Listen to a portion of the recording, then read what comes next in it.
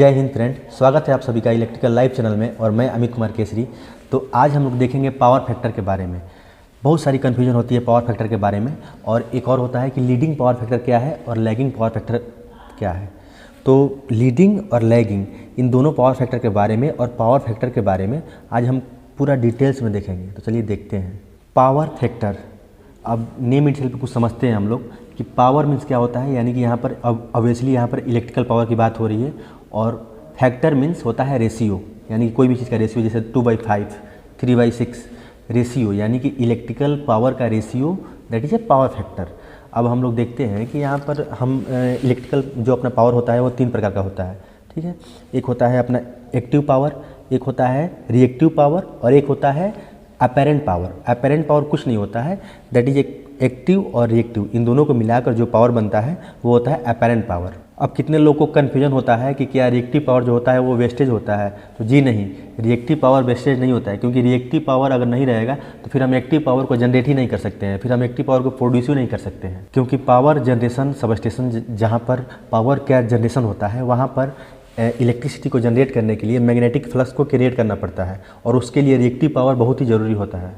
Power factor का formula जो है वो आप सभी जानते होंगे, power factor equal to active power divide by apparent power. तो पावर फैक्टर का जो फॉर्मूला है वो है active power divide by apparent power. अब एक्टिव पावर आप सभी जानते हैं, एक्टिव पावर जो कि हम यूज़ करते हैं, और अपैरेंट पावर मतलब कि रिएक्टिव पावर और एक्टिव पावर दोनों को मिला के जो पावर हम लोग को मिल रहा है वो है अपैरेंट पावर। अब जब भी एक्टिव पावर जो डिक्रीज़ होगा तो फिर अपना जो अपैरेंट पावर है यानी कि वो इंक्रीज़ होगा। पावर फैक्टर 0 से 1 के बीच में होता है, ये आप एकदम आज यहाँ समझ लीजिए कि पावर फैक्टर जो होता है वो 0 से 1 के बीच में होता है। जब पावर फैक्टर 1 आएगा तो उस समय हम उसको यूनिटी पावर फैक्टर कहते हैं, यानी कि 1 मतलब कि ideal, that is a unity power factor.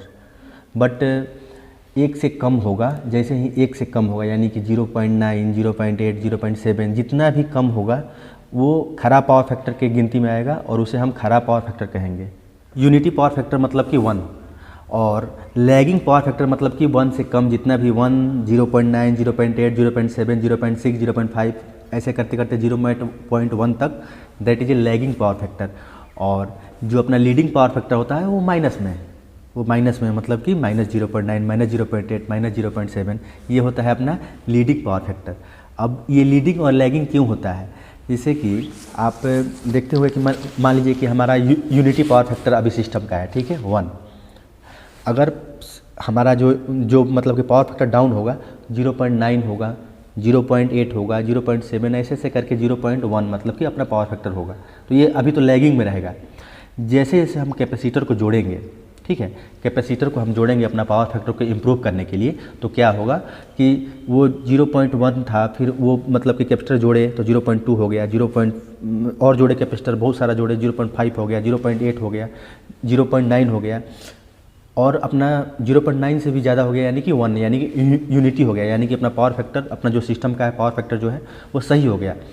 अब उसके बाद भी अपना पावर फैक्टर का जो अपना सिस्टम का जो पावर फैक्टर है वो सही है, जो अपना सिस्टम का जो पावर फैक्टर है वो सही है, उसके बाद भी हम कैपेसिटर को जोड़ देंगे, ठीक है। तो इससे क्या होगा, तो इससे जो अपना पावर फैक्टर है वो निगेटिव में चला जाएगा, ये that is leading power factor में चला जाएगा, ठीक है। तो इसी को हम लोग बोलते हैं लीडिंग पावर फैक्टर, मतलब कि अपना सिस्टम सही है, ठीक है, अपना सिस्टम का पावर फैक्टर जो है वो सही है, फिर भी हम उसमें रिएक्टिव पावर, कैपेसिटर बैंक क्या करता है, रिएक्टिव पावर देता है, तो हम और रिएक्टिव पावर उसमें ऐड करते जा रहे हैं, तो इससे क्या होगा, अपना जो पावर फैक्टर है वो लीडिंग में चला जाएगा, यानी कि माइनस में चला जाएगा।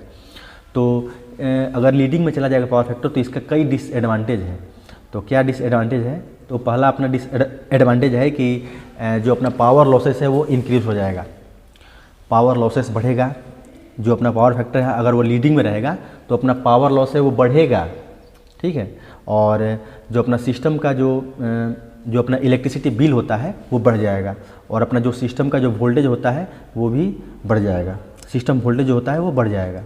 तो ये सब डिसएडवांटेज है लीडिंग पावर फैक्टर का।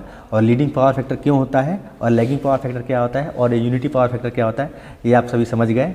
अगर पावर फैक्टर को सही रखना है तो फिर हम लोग मतलब ऐसा चाहते हैं कि जो रिएक्टिव पावर होता है उसको कम से कम या उसको 0 रखें, ताकि हमारा पावर फैक्टर जो है वो सही रहे। और पावर फैक्टर को इम्प्रूव करने के लिए हम लोग इसीलिए एक डिवाइस भी यूज़ करते हैं, कैपेसिटर बैंक, जिसके बारे में मैंने बहुत सारा वीडियो बना चुके हैं, तो आप सभी वो देख सकते हैं उसके बारे में, कैपेसिटर बैंक के बारे में। वो भी रिएक्टिव पावर प्रोड्यूस करता है और उससे क्या होता है कि हमारा जो भी रिएक्टिव पावर की नीड होती है वो कॉम्पनसेट हो जाती है और अपना मतलब कि पावर फैक्टर जो है वो इम्प्रूव हो जाता है। कोई भी इंडक्टिव लोड को चलाने के लिए दोनों पावर का यूज होता है, एक्टिव और रिएक्टिव दोनों पावर का यूज होता है कोई भी इंडक्टिव लोड को चलाने के लिए, क्योंकि कोई भी इंडक्टिव लोड जो होता है अपना वो प्योरली इंडक्टिव नहीं होता है, और जितना रिएक्टिव पावर ज़्यादा लेगा वह इंडक्टिव लोड उतना ही पावर फैक्टर कम होगा। तो उस पावर फैक्टर को, उस डिमांड को, रिएक्टिव पावर को पूरा करने के लिए, उस पावर फैक्टर को सही करने के लिए हम लोग कैपेसिटर बैंक का यूज़ करते हैं, ताकि अपना पावर फैक्टर जो है वो इम्प्रूव हो जाए। और जो भी डिमांड है रिएक्टिव पावर का, अपना इंडक्टिव लोड का जो डिमांड है रिएक्टिव पावर का, वो कैपेसिटर बैंक से मिल जाए और अपना जो पावर फैक्टर है वो इम्प्रूव हो जाए। तो फ्रेंड, आज का वीडियो हमारा कैसा लगा ये आप हमें कमेंट में बताइए, और चलिए फिर मिलते हैं ऐसे ही एक इंटरेस्टिंग टॉपिक के साथ नेक्स्ट वीडियो में। तब तक के लिए जय हिंद, जय भारत।